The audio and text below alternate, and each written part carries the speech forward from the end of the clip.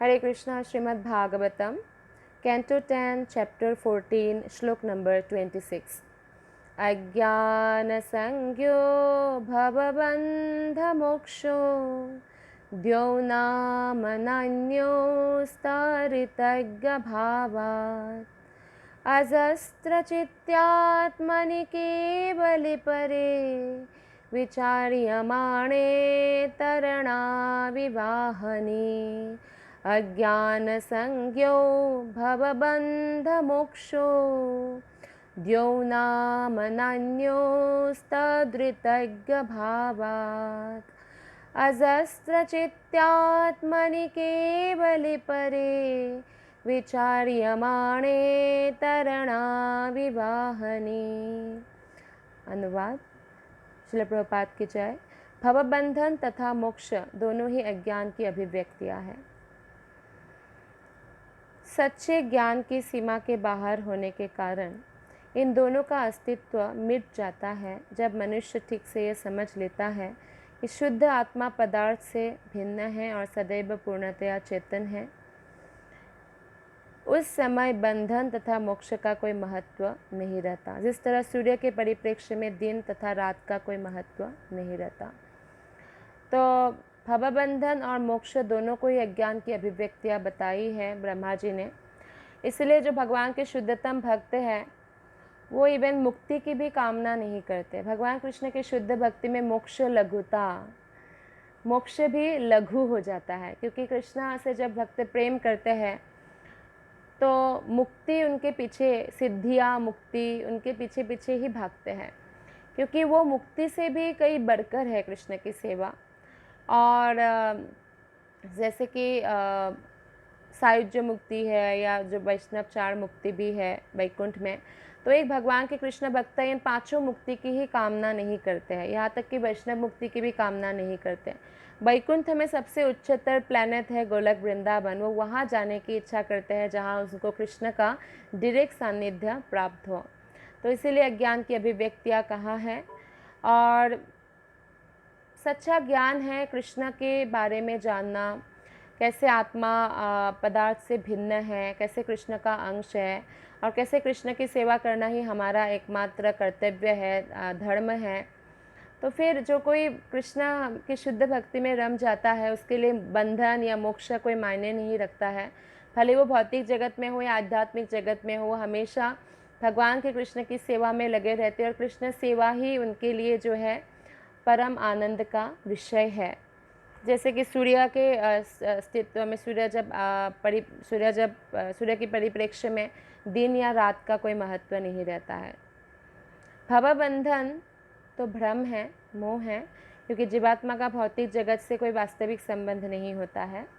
मिथ्या अहंकार बस बद्धजीव अपनी पहचान पदार्थ से करने लगता है कि मैं ये शरीर हूँ, हमेशा मानने लगते हैं।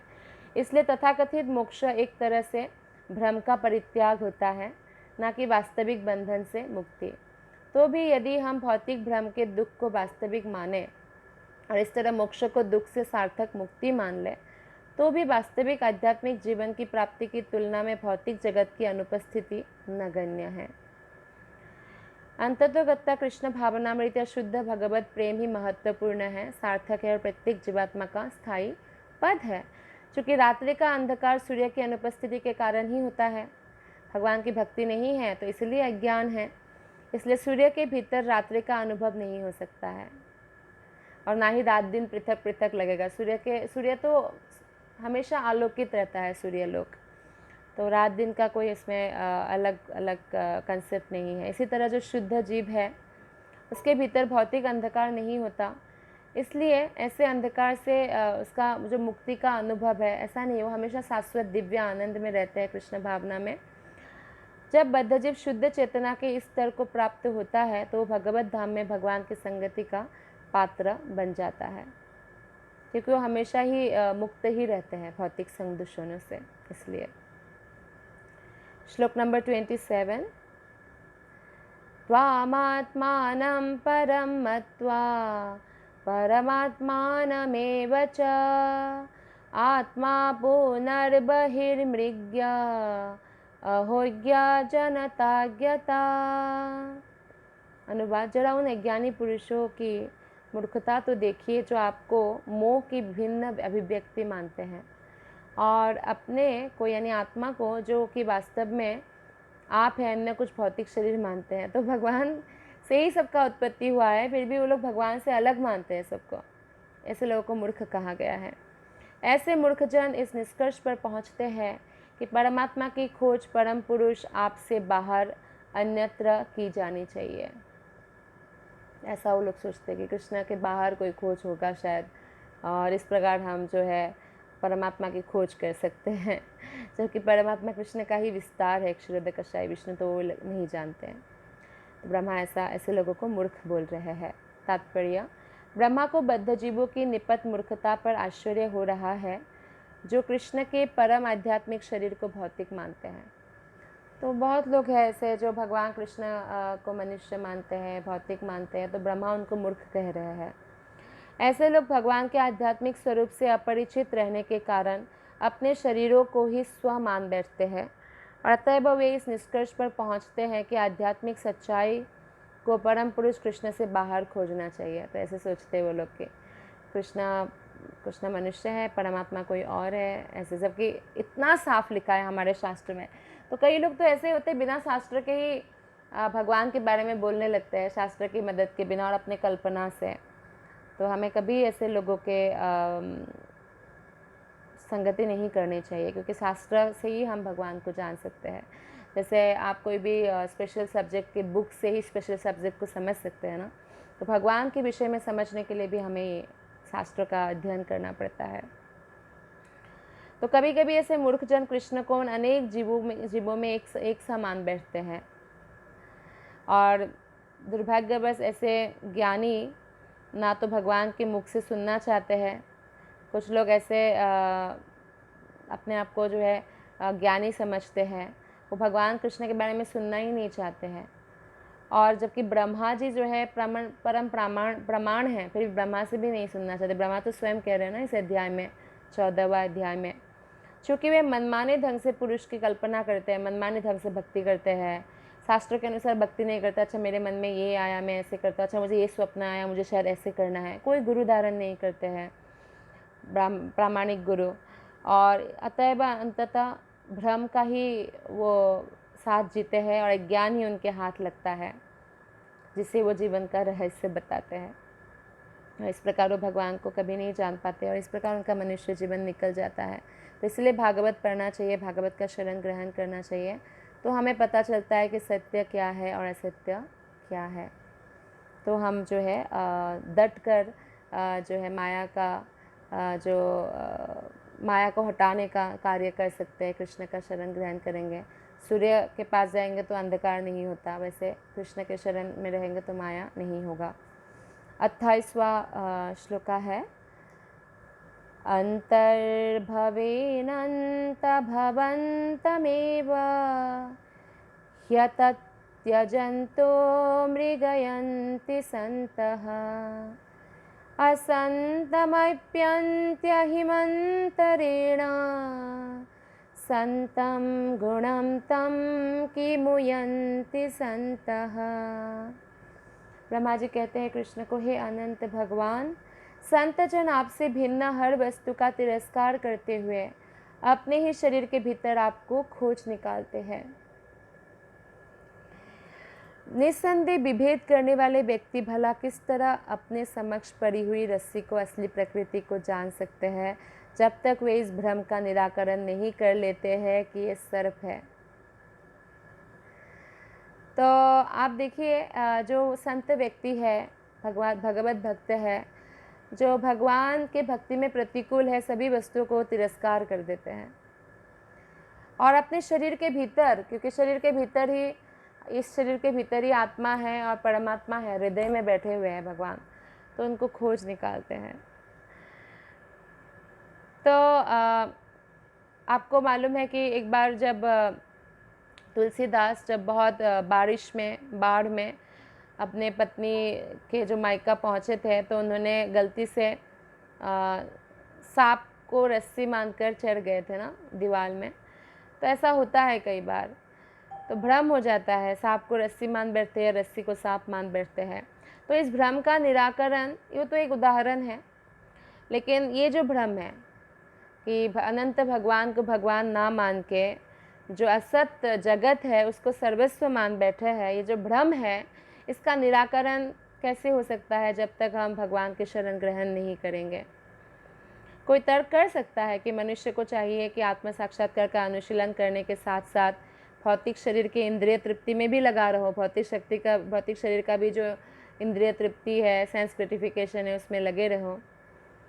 इसका निराकरण यहाँ पर रस्सी को सर्प समझने के दृष्टांत द्वारा किया गया है। यानी हाँ, हम भौतिक जगत को ही सब कुछ मान बैठते हैं, तो भौतिक जीवन में ही हम इंद्रिय तृप्ति कर रहे हैं, जबकि इंद्रिय तृप्ति से हमारा आध्यात्मिक जीवन में बाधाएं उत्पन्न हो रही है। तो इसलिए जब तक हम भगवान के शरण नहीं ग्रहण करते तब तक हमें ये पता नहीं चलता है कि एक्चुअली ये जो भौतिक जगत है ये स्वप्न के तुल्य है, और इसके लिए हम कितना कुछ भी करें, मृत्यु के साथ हमें छोड़कर जाना ही पड़ेगा। इसलिए अलेक्जेंडर ने कहा था कि मेरे कफन से दोनों हाथ निकाल देना, मैंने विश्व विजय किया है लेकिन खाली हाथ जा रहा हूँ। मेरा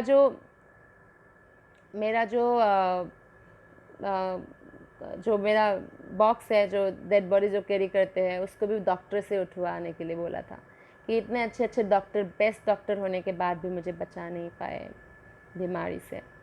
तो ये सब उनका अनुभव है, तो ये अनुभव से हमें सीखना चाहिए। हमें इसलिए भक्तों की संगति करना चाहिए। संगति का बहुत असर पड़ता है। जैसे आइंस्टाइन रिलेटिविटी के थ्योरी के ऊपर जो है लेक्चर दिया करते थे, तो एक ही लेक्चर जैसे बहुत जगह उनको देना होता था, तो उनके ड्राइवर उनके साथ जाते थे। तो एक दिन ड्राइवर ने कहा कि आपका लेक्चर मैंने इतनी बार सुना, मैं दिखतो लेक्चर दे सकता हूँ।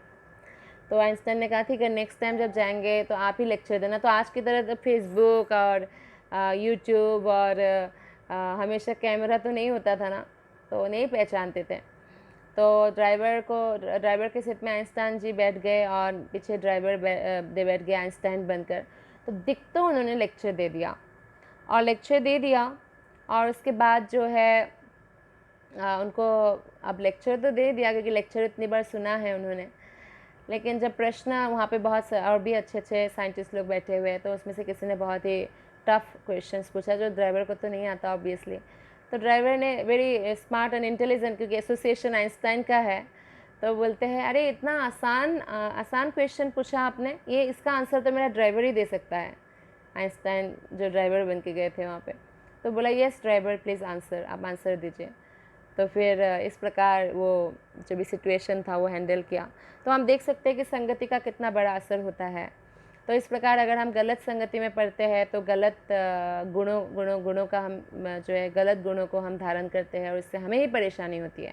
तो हमें इसलिए भक्तों का संगति करना चाहिए, कृष्ण का संगति करना चाहिए, और इस प्रकार हम भौतिक जो ये रसायनों की पोतली मात्र इस शरीर को सच नहीं मानेंगे, और अगर हम भगवान की सेवा में ध्यान पूर्वक लगे रहेंगे तो समस्त भय से, भ्रम से हम मुक्त होंगे, और शरीर के प्रति हमारी खास रुचि नहीं रहेगी, आसक्ति नहीं रहेगी। शरीर की मेंटेन हम करेंगे क्योंकि हम जानते हैं कि ये शरीर भगवान कृष्ण का उपहार है, मनुष्य शरीर, तो हमें भगवत धाम जाने में बहुत बड़ा सहायक है। हम शरीर का ध्यान रखेंगे, साफ़ सफाई, क्लीनलीनेस, हेल्थ, सब कुछ ध्यान रखेंगे, लेकिन कृष्ण की सेवा के लिए उपयोग करने के लिए। तो ये बहुत बड़ा अनुभव है, और यह जान लेने पर कि हम शरीर के भीतर शाश्वत आत्मा हैं, तो हमारा जो स्वाभाविक ध्यान है, स्वाभाविक कर्तव्य है, जो हमारा लक्ष्य है वो बदल जाता है। वो आत्मा से रिलेटेड लक्ष्य हो जाता है कृष्ण प्रेम प्राप्त करना, और ये बहुत ज़रूरत है हमें।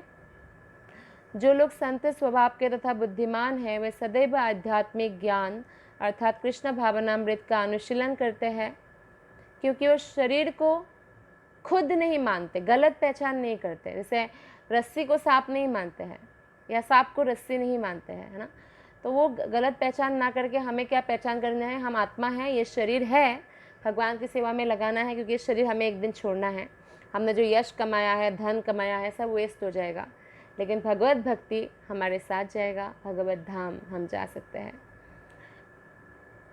तो इसीलिए परमात्मा और आत्मा की जो अनुभूति है वो बहुत संतोषप्रद होती है, और जो सिद्ध व्यक्ति है होते हैं भक्ति में, वो स्वयं भौतिक आसक्ति को त्याग देता है और आध्यात्मिक प्रगति पर ही वो ध्यान देते हैं। धन्यवाद। हरे कृष्णा।